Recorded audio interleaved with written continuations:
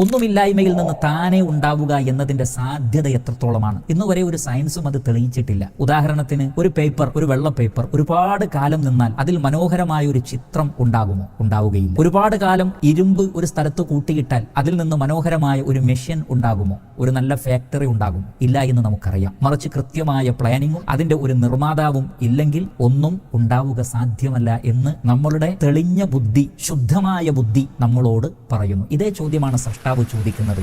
أم خلقوا من غير شيء أم هم الخالقون أم خلقوا السماوات والأرض بل لا يوقنون